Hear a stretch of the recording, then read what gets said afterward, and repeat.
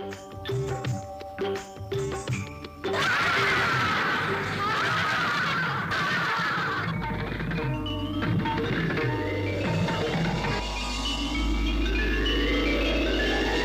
अरे, कहाँ चले भोजराज? आज फिर पधार गए इस सिंहासन पर विराजमान होने के लिए? नहीं नहीं पृथ्वीपति, माना कि आप बड़े राजा हैं, पर उतने बड़े नहीं, उतने महान नहीं जितने वीर विक्रमादित्य थे, जिनका ये सिंहासन है। इस पर बैठने से पहले जरा सोचिए महाराज, कहाँ वीर विक्रमादित्य और कहाँ आप। सुनिए, इसी बात पर मैं आपको वीर विक्रमादित्य की कहानी सुनाती हूँ। एक दिन की बात है।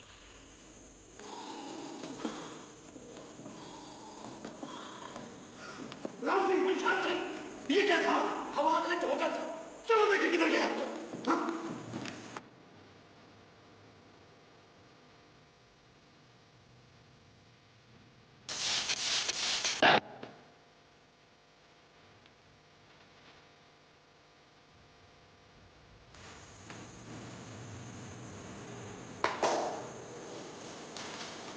आगे एक काले कपड़े पहने लड़का भी यहाँ से भाग के गया।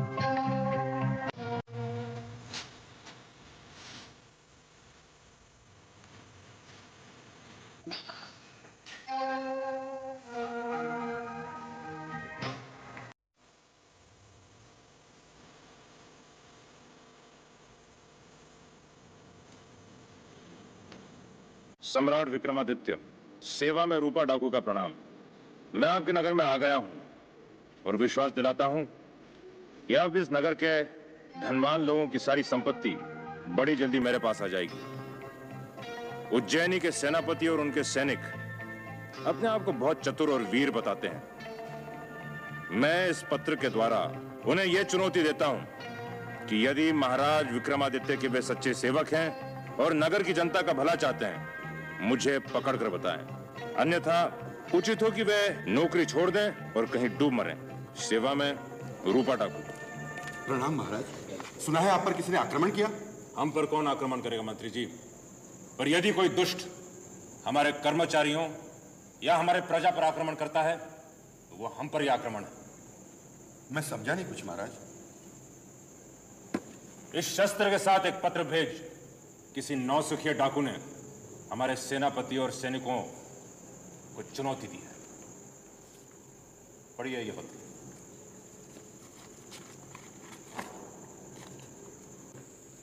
महाराज, सेनापति जी आपके दर्शन करना चाहते हैं।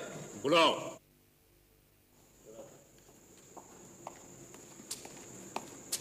प्रणाम महाराज। आइए सेनापति जी, क्या बात है? आपका स्वास्थ्य ठीक नहीं लग रहा है। मेरे साथ एक ऐसी घटना घटी है महाराज, जिसे कहते हुए मुझे संकोच होता है। कहिए, हमें बताइए। कल रात मेरे घर में चोरी हो गई महाराज। मेरे घर में, इस राज्य के सेनापति के घर में, जहां किसी के घुसने का साहस नहीं होता। चारों तरफ पहरा है, सैनिक है, फिर भी चोर अंदर घुस गया महाराज। इसे यह सिद्ध होता है कि वो चोर बड़ा चतुर और साहसी है। नगर की जनता सुनेगी तो मैं मुंह दिखाने लायक नहीं रहूंगा महाराज। प्रजा अपने आप को कितना असुरक्षित अनुभव करने लगेगी। क्या चुरा के ले गया वो चोर? कोई मूल्यवान वस्तु? मेरे सारे शस्त्र, ढाल, तलवार, कटार, बर्छी, तीर, कमान। अच्छा, जरा देखिए, कहीं ये भाला आपका तो नहीं है? हाँ महाराज, ये भाला तो मेरा है। कल तक जो चोर था, आज वो डाकू बन गया। पढ़िए उसकी चिट्ठी। लीजिए।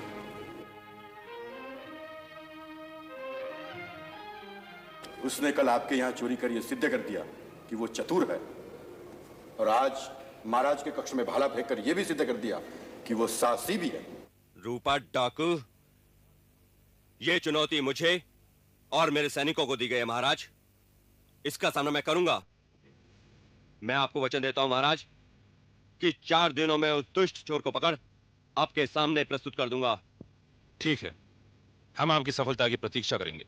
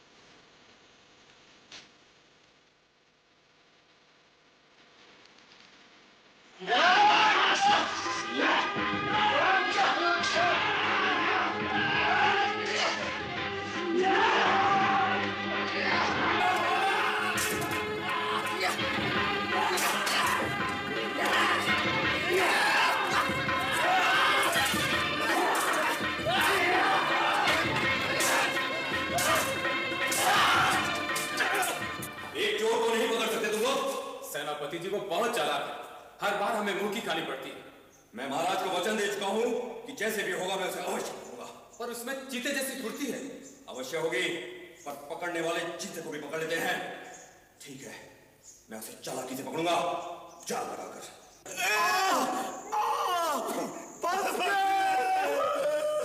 इसी तरह उस दुष्ट चोर का पैर भी इसी में फंस जाएगा और कल सुबह निश्चित ही हमें इसी जाल में फंसा मिलेगा।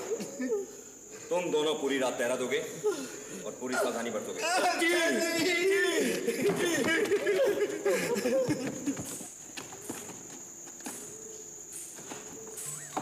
अरे इतनी रात में इतनी सुंदर स्त्री अकेली कहाँ से चली आ रही है?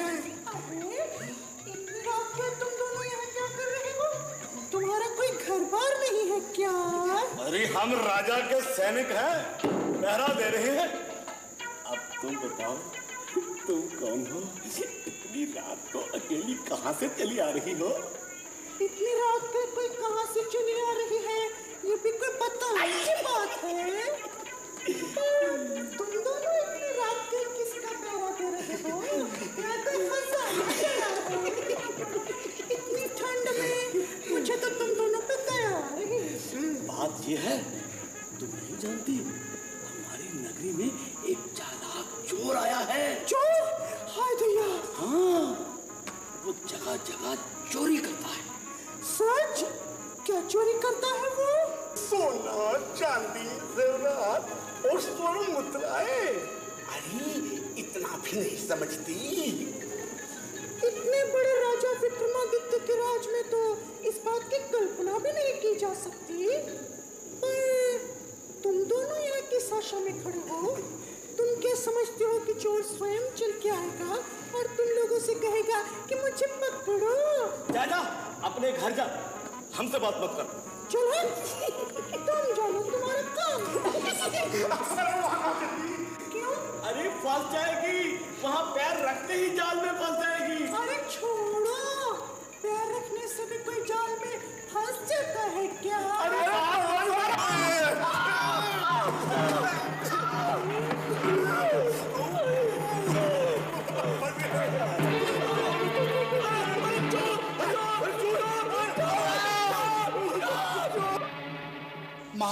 महाराज, हम तो लुट गए, हमारी सारी कमाई चोरी हो गई। डर के मारे रात भर नींद नहीं आती महाराज। हम तुम्हारी समस्या समझते हैं और चिंतित भी बहुत हैं। उस चोर ने सेनापति जी को चुनौती दी और सेनापति जी ने भी उसको पकड़ने का बीड़ा उठा रखा है। वे असफल हो रहे हैं महाराज। उनके प्रयत्नों से चोर के उत्पाद में कोई कमी नहीं आ रही। प्रजा हम पर हंस रही है महाराज।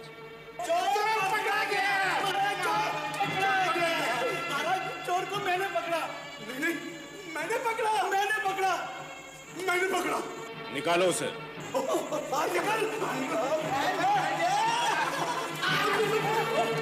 चोर नहीं हूँ, ये देखो। सेनापति आप? मुझे क्षमा करिए महाराज, मैं वृद्ध का वेश बनाकर उस चोर की टोह में निकला था, पर न जाने उस दुष्ट चोर ने मुझे कैसे पहचान लिया। उसने मुझे ही चोर सिद्ध कर इन सैनिकों को सौंप दिया और ये मूर्ख मुझे चोर समझ यहाँ ले आए। उस चोर ने महाराज न जाने इन्हें क्या पट्टी पढ़ाई कि इन्होंने मेरी एक ना सुनी। ऐसी घटनाओं से राज्य की हमारी आप कीर्ति होती है। आप मान लीजिए सेनापति कि उस चोर को पकड़ना आपके बस की बात नहीं। मैं लज्जित हूं महाराज, मुझे दंड दीजिए। इतना भी निराश नहीं होना चाहिए कि आप अपना कर्तव्य ही छोड़ दें। शांत रहिए। आज से उस चोर को पकड़ने का भार हम लेंगे। वो कितना ही दुष्ट और चालाक क्यों न हो, जो मनुष्य पाप और अधर्म के रास्ते पर चलता है वो एक न एक दिन अवश्य पकड़ा जाता है। आप लोग सब अपने घर जाइए और निश्चिंत रहिए, वो चोर जरूर पकड़ा जाएगा और आप सबको अपना धन वापस मिल जाएगा।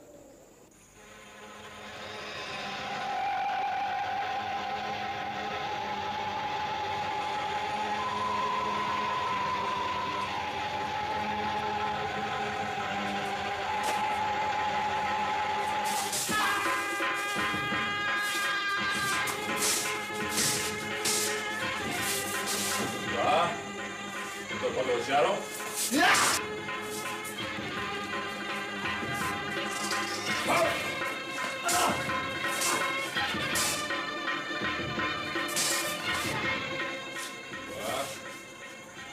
लाठी चला रहते हो, वीर भी हो, तुम चोरी क्यों करते हो?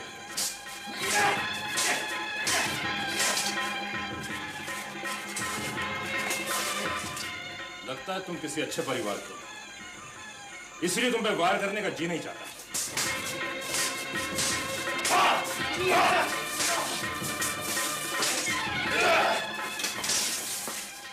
कल तुमने मेरे सेनापति को बुद्धू बनाया था, लेकिन मुझे नहीं बना सकता।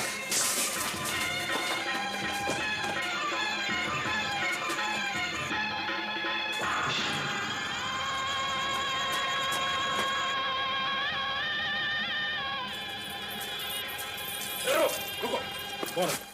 आत्महत्या क्यों करना चाहती हो? हाँ, मुझे मरने दीजिए। मैं हूं राजा विक्रम, इस नगरी का राजा, और मैं तुम्हें बताना चाहता हूं कि आत्महत्या करना अपराध है, पाप है। आप महाराजा विक्रमादित्य हैं?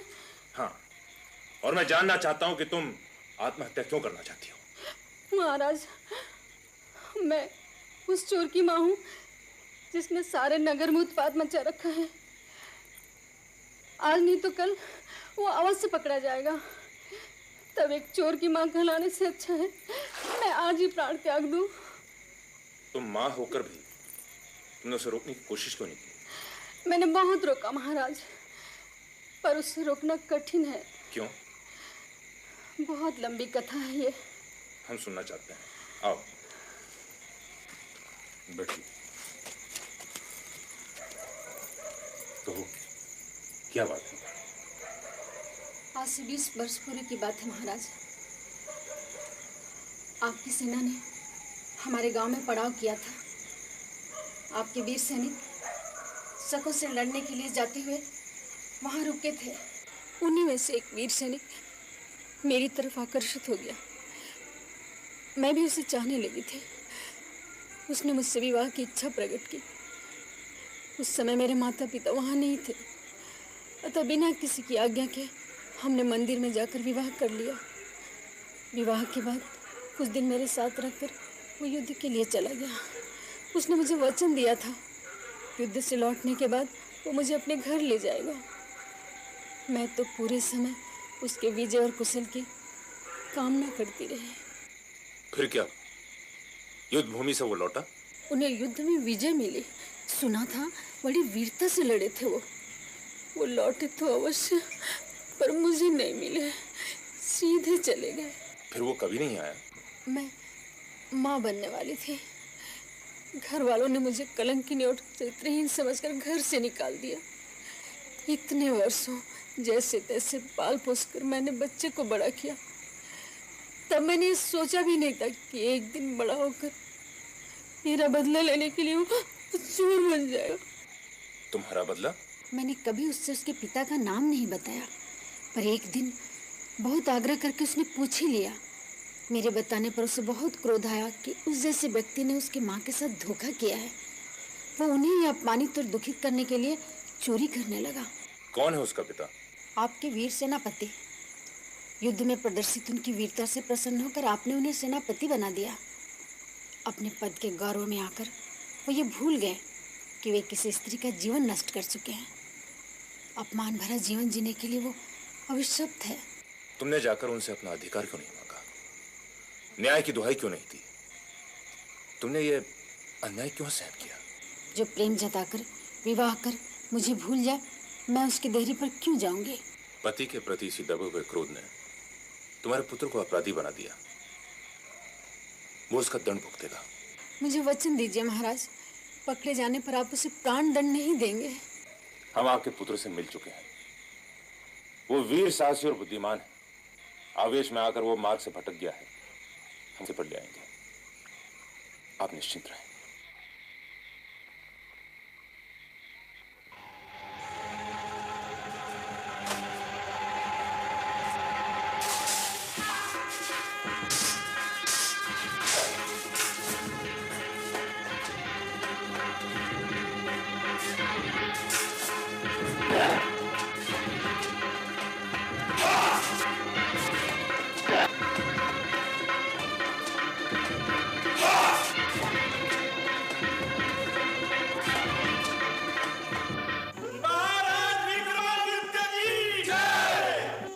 धन्य है महाराज, जो अपराधी किसी की पकड़ में नहीं आ रहा था उसे आपने इतनी सरलता से पकड़ लिया। मेरा निवेदन है महाराज कि इसे कड़े से कड़ा दंड दिया जाए। पूरे नगर की जनता को इसने बहुत कष्ट दिया महाराज। इसके कारण हमारे राज्य को बहुत अपयश मिला। अपराधी यही नहीं, अपराधी आप भी हैं सेनापति। मैं? हाँ, राज्य को अपयश केवल बड़े अपराध से नहीं मिलता, छोटे अपराध भी राज्य को उतना ही अपयश देते हैं। मैं समझा नहीं महाराज। शकों पर विजय पाने के लिए आज से कई वर्ष पहले जब हमारी सेना जा रही थी, उसमें आप भी थे। तब मैं एक सैनिक था महाराज। वीर सैनिक, जिसने रास्ते के गांव में कन्या को आकर्षित कर मंदिर में ले जाकर उससे विवाह किया और उस बेचारी को जीवन भर दंड भुगतने के लिए छोड़कर आगे बढ़ गए। याद है वो घटना? हाँ महाराज। क्या आपने अपराध नहीं किया, अन्याय नहीं किया उस स्त्री के साथ? आपने उसे वचन दिया था कि युद्ध से लौटते वक्त आप उसे अपने पत्नी के रूप में अपने घर ले जाएंगे। युद्ध से मैं घायल अवस्था में घर लौटा था महाराज। स्वस्थ होने के बाद जब मैं उसकी खोज में गया तो गांव में नहीं थी। वो आपके पुत्र की मां बनी एक निर्वासित स्त्री का कष्ट भरा जीवन जी रही थी। मेरा पुत्र? हाँ, आपका पुत्र। यही है आपका पुत्र। मां के अपमान के बदले की भावना ने इसे अपराधी बना दिया। बेटा, पहले उस अभागिन से अपने अपराध की क्षमा मांगिए और उसे वो स्थान दीजिए जो एक पत्नी को मिलना चाहिए। हाँ महाराज, कहाँ मिलेगी मुझे वो? कोई मां कहां होगी? बेटे को आज क्या दंड मिलेगा ये जानने के लिए आंसू पहुंचती यहीं कहीं, इसी भी।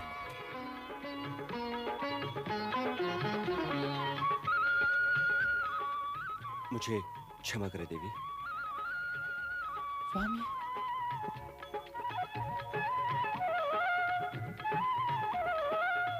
देखो बेटे, जितना धन तुमने लोगों से चुराया है उनसे क्षमा मांगकर उन्हें लौटा दो। तुम वीर हो, साहसी हो, बुद्धिमान हो।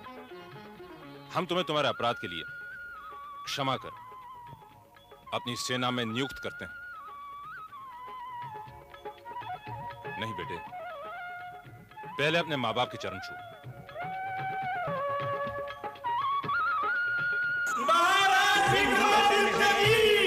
चमत्कारी 32 पुतलियों वाली